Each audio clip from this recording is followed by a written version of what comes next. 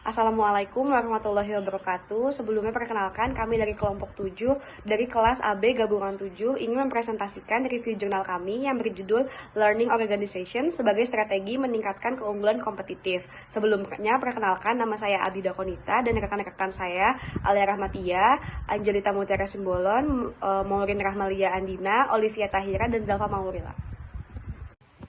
Untuk menjawab tantangan persaingan bisnis di era globalisasi dan liberalisasi, setiap perusahaan dituntut untuk memiliki keunggulan kompetitif yang didukung inteligensi organisasi untuk mengelola pengetahuan melalui proses belajar berkelanjutan.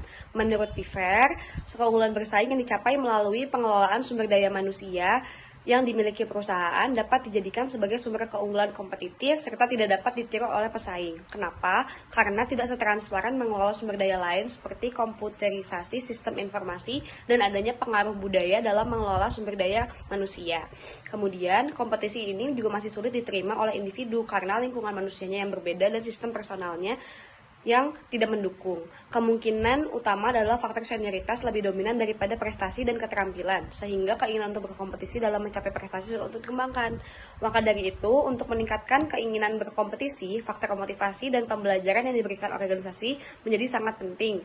Pihak manajemen harus memperhatikan aspek suasana kerja dan umpan balik yang memungkinkan karyawan mampu meningkatkan kemampuan dalam mencapai tujuan tugas yang memuaskan. Banyak orang yang telah lama dan sering menganggur menyebabkan hilangnya keterampilan, termasuk juga kemampuan belajar. Organisme pembelajar adalah sebuah organisasi yang memfasilitasi pembelajaran dari seluruh anggotanya dan secara terus-menerus mentransformasikan diri. Organisasi pembelajar akan mengarah terhadap, pertama, adaptif terhadap lingkungan eksternalnya, yang kedua, secara terus-menerus menunjang keterampilan untuk berubah, yang ketiga, mengembangkan baik pembelajaran individual maupun kolektif, dan menggunakan hasil pembelajarannya untuk mencapai hasil yang terbaik. Setiap organisasi perusahaan dituntut untuk dapat bersaing dengan perusahaan lain dan mengantisipasi perubahan-perubahan yang terjadi. Kondisi ini menuntut perusahaan-perusahaan untuk menciptakan tradisi perusahaan pembelajaran. Organisasi pembelajaran atau learning organization adalah suatu konsep di mana organisasi dianggap mampu untuk terus-menerus melakukan proses pembelajaran mandiri atau self-learning, sehingga organisasi tersebut memiliki kecepatan berpikir dan bertindak dalam merespon beragam perubahan yang muncul. Menurut Sains, terdapat 5 dimensi learning organization, yaitu berpikir sistem, penguasaan pribadi, pola mental, visi bersama, dan belajar beregu.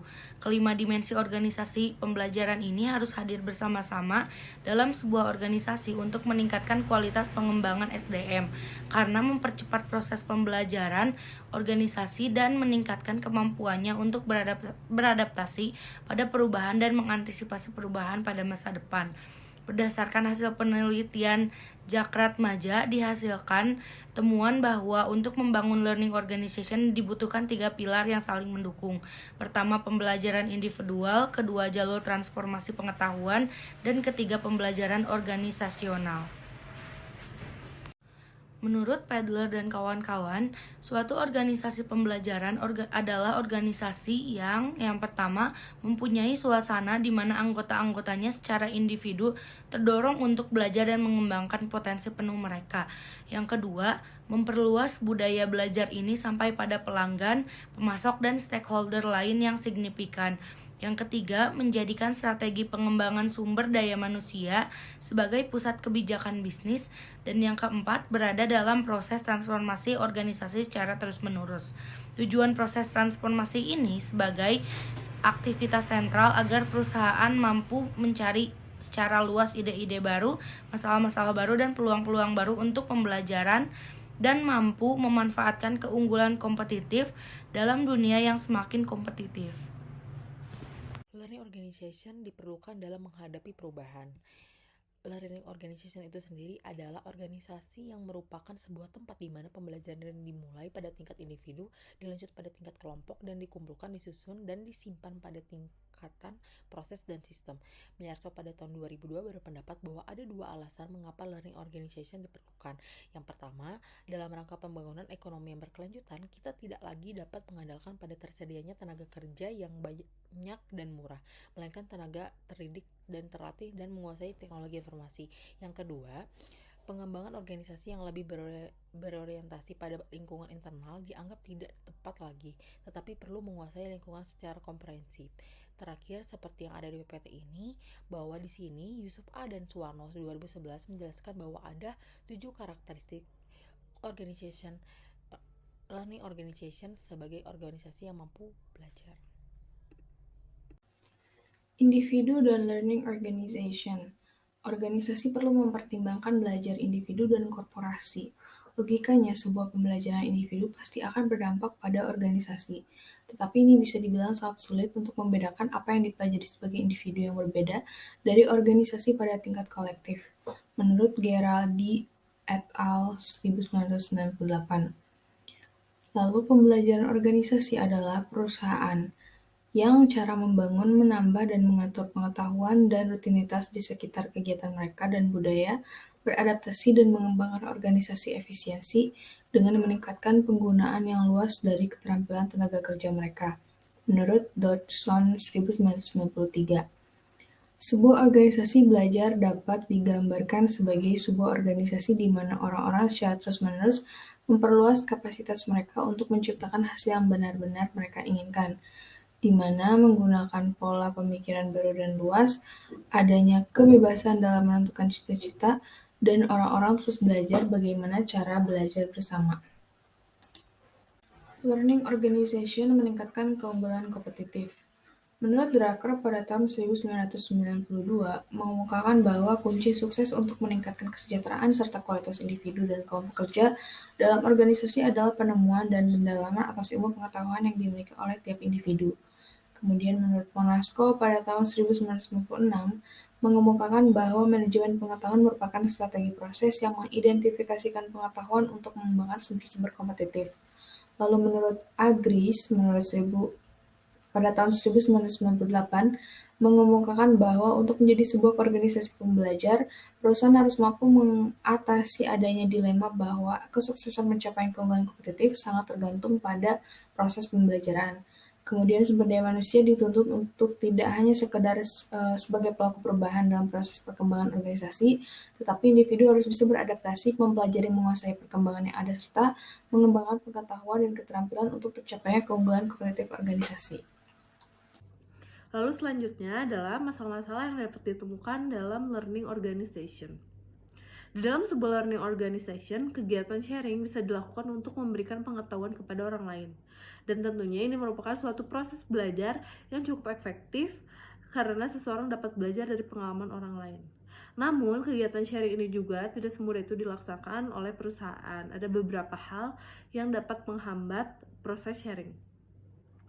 Yang pertama, ada organisasi penghambat untuk belajar. Beberapa organisasi telah menemukan sulitnya untuk merangkul penguasaan pribadi karena sebagai sebuah konsep itu adalah manfaat tak berwujud dan tidak dapat diukur. Selain itu, penguasaan pribadi dapat dilihat sebagai ancaman bagi organisasi. Ancaman ini dapat menjadi nyata seperti menunjukkan bahwa untuk memperdayakan orang-orang dalam organisasi dapat menjadi kontraproduktif. Dalam beberapa organisasi, kurangnya budaya belajar dapat menjadi penghalang untuk belajar. Hal ini penting agar tercipta sebuah lingkungan di mana individu dapat berbagi pembelajaran sehingga lebih banyak orang dapat memperoleh manfaat dari pengetahuan dan individu menjadi berdaya. Selanjutnya yang kedua, ada individu penghambat untuk belajar. Perlawanan terhadap pembelajaran kerap terjadi dalam learning organization apabila kesadaran pada tingkat individu itu kurang. Hal tersebut terjadi pada orang-orang yang merasa terancam karena adanya perubahan yang ada. Maka dari itu, orang-orang yang sama merasa terancam dengan adanya perubahan cenderung memiliki pemikiran yang tertutup serta enggan terlibat dalam secara mental. kecuali diimplementasikan secara koheren di seluruh organisasi. Mereka melihat pembelajaran sebagai sesuatu yang elastis dan terbatas pada tingkat yang lebih senior dalam organisasi. Jika ini kasusnya, belajar itu tidak akan dipandang sebagai visi bersama. Jika pelatihan dan pengembangan adalah wajib, itu dapat dilihat sebagai bentuk kontrol, bukan suatu bentuk pengembangan pribadi dan mengejar penguasaan pribadi dibandingkan mengejar tujuan organisasi secara bersama.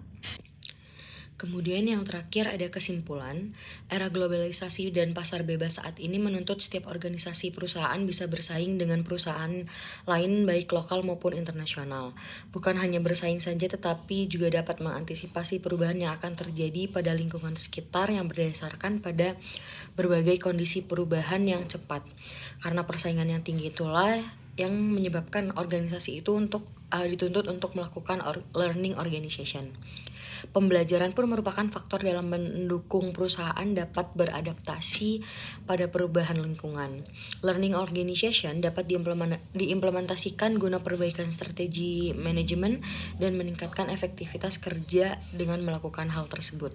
Selain itu juga dapat menghasilkan manajer dan karyawan yang memiliki motivasi dan kompetensi yang tinggi. Pembahasan ini bersumber dari jurnal berikut ini.